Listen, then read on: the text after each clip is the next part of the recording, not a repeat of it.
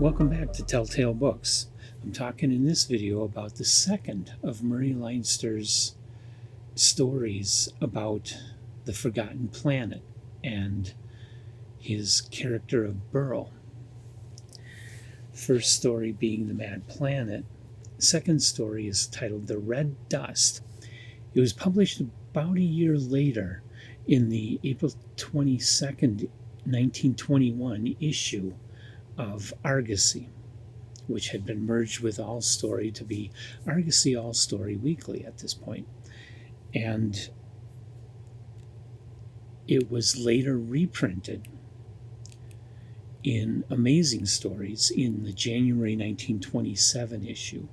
I read the story in a PDF version of the January 1927 Amazing, which is a great way to read it. You can get it free online, and you get to see the original illustrations that go with the story. And in this case, there is a very nice Frank R. Paul illustration leading up the story.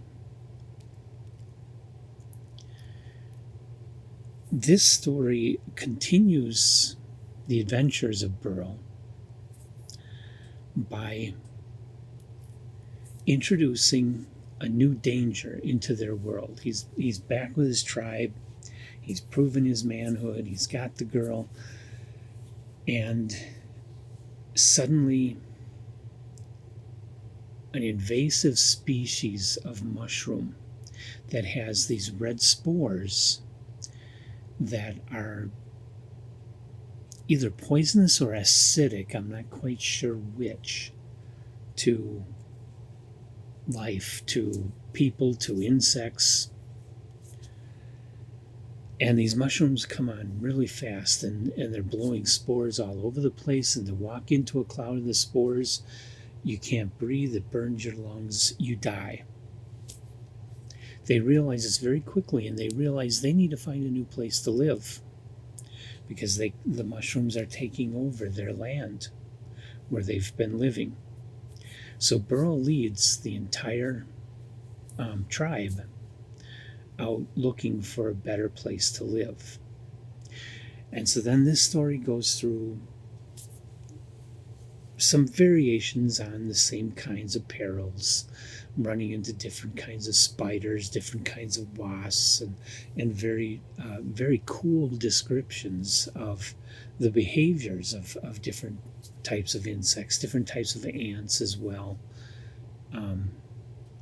A really cool ant. It's one that hasn't grown very big. They're only, I think he described them as like an inch big.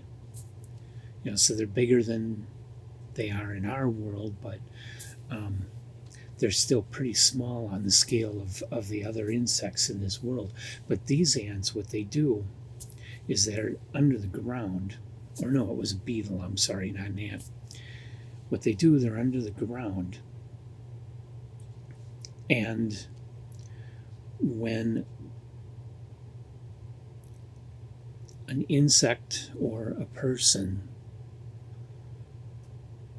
falls to the ground and stops moving, what they do is they start excavating the dirt underneath the body. So that little by little, the body sinks down under the ground. And then when it's down far enough, they cover it up. And they have a food supply that nothing else is going to know about because they're not going to be able to see it.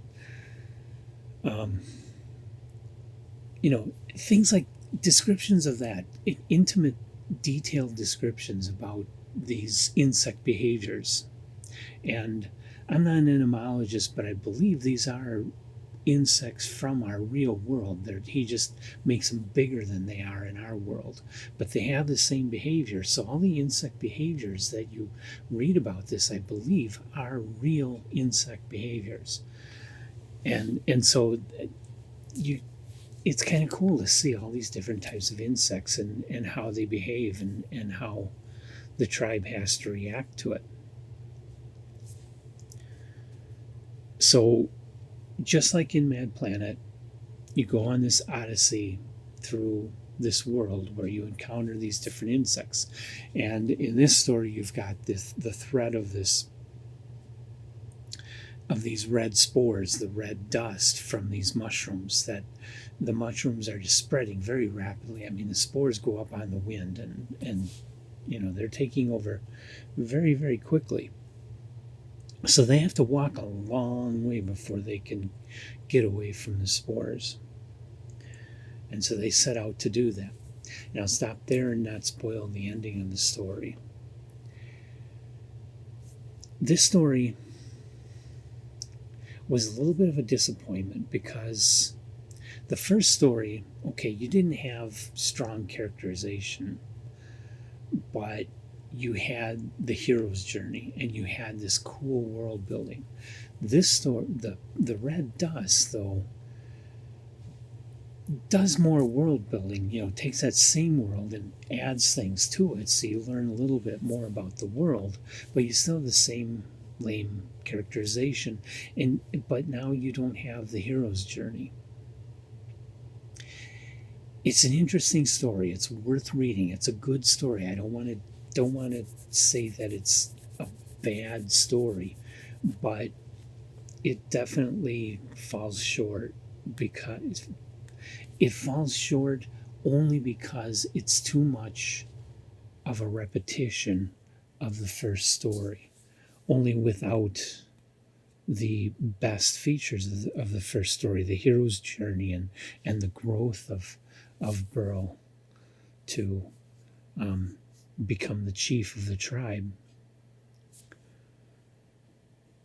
You don't have that in this story. So when you take those things away, now it's just a pulp adventure, standard pulp adventure, and one that's repeating something that Leinster just did a year earlier. But don't get me wrong, it's just as enjoyable as the first story. It just doesn't have that extra oomph to it to make it great. So recommended if you like old pulp fiction, or you like Murray Leinster, or you just have a desire to learn early science fiction.